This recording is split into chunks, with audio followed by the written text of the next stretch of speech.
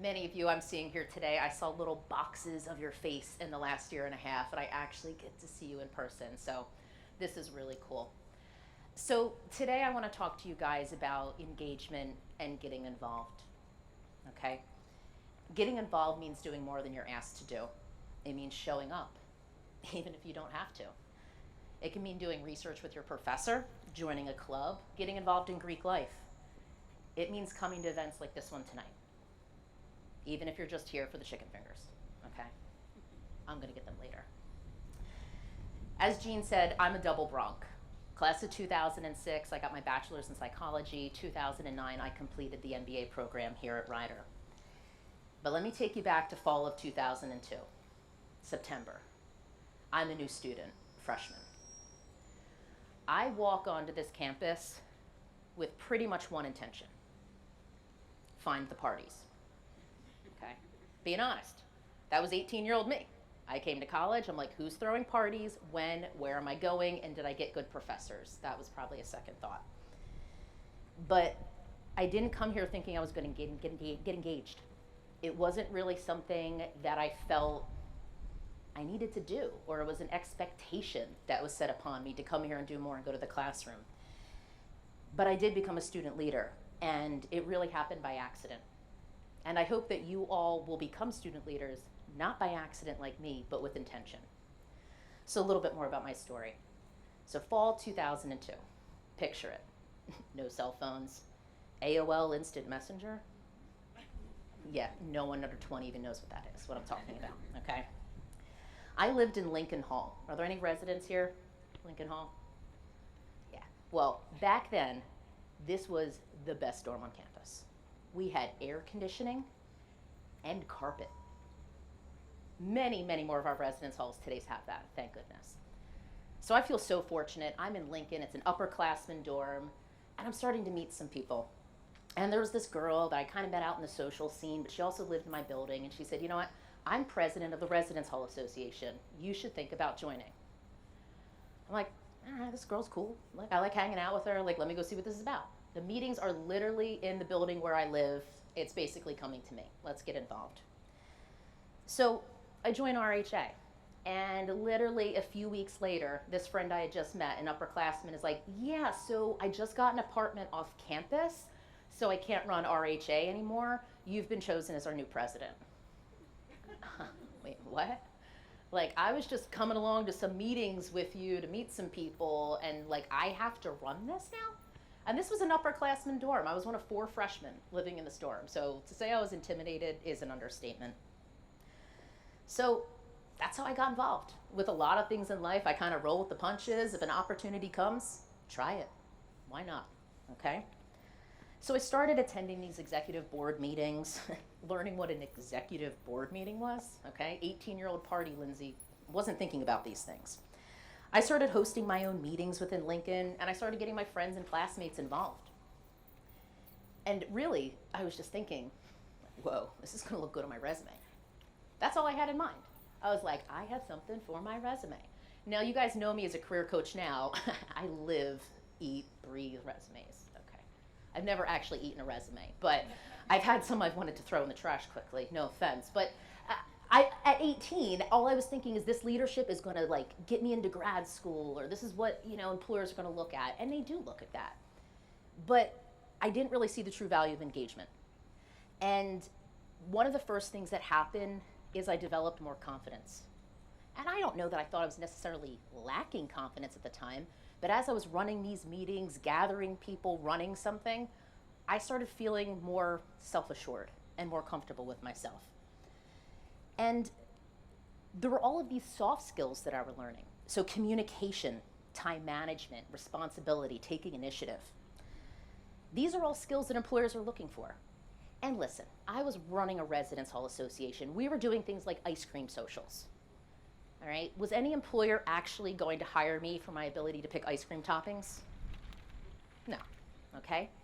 But there are transferable skills that you learn through these experiences that are very, very valuable to employers. So if we fast forward a couple years, this really got me involved in other things. I joined other clubs and organizations, and I wasn't just a member. I was looking for those leadership opportunities. I was looking to make a difference. And I became that super engaged student leader, and I was known for that. When I started interviewing for full-time jobs my senior year, it was what employers started asking me about.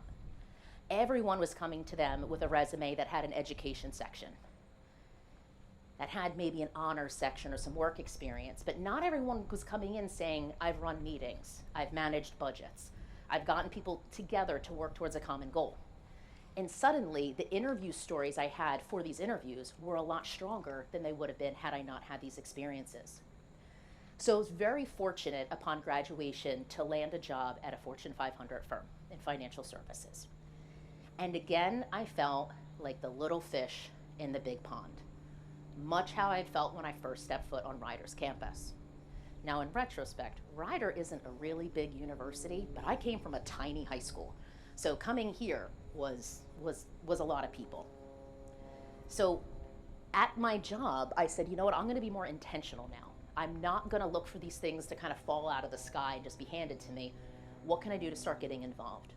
So one of the first things I joined was the Women's Professional Network at my employer, and started going to meetings, events, etc., and then started raising my hand to help more. And I ended up running events, marketing, communication for a women's network that had over 600 members, which was great.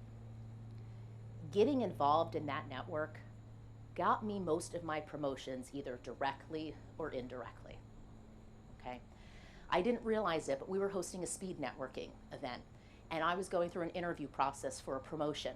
And it was a cross-functional job where I was going to be meeting with a lot of people for this interview. Unbeknownst to me, I sat down next to one of the women who was a decision maker to hire me. And I didn't know it. I just took a seat next to her, okay? So this opportunity, I was looked at as more than just an employee. I was looked at someone who does a little bit more. I go above and beyond, and that's what employers are looking for, even from their current employees. So I get my first management role, and I'm tasked with hiring lots and lots and lots of employees. We were going through an acquisition with another financial firm we had to hire. And I thought back to my involvement engagement at Rider. And I said, you know what? I'm gonna hire some BRONCx. They put me in charge of this. I love Rider.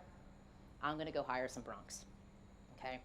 I started a recruitment relationship with this university where I hired 35 students out of our graduating class. It was about 10% that year. I don't know that we keep records. That might be a record without knowing if there's records, okay? But I can't think in my time here that I've seen any employer hire that many students.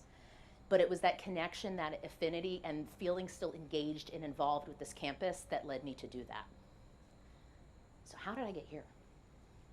Engagement, again, okay? So I'm coming to career fairs, I'm speaking to classes, I'm trying to get students to come work for me at the company I work at. And I start realizing I really like working with students. And the person who ran career services had seen me coming to events, doing recruiting, and said, have you ever thought about doing this? No, I haven't. I'm just here to hire Rider students. And I realized my heart was here.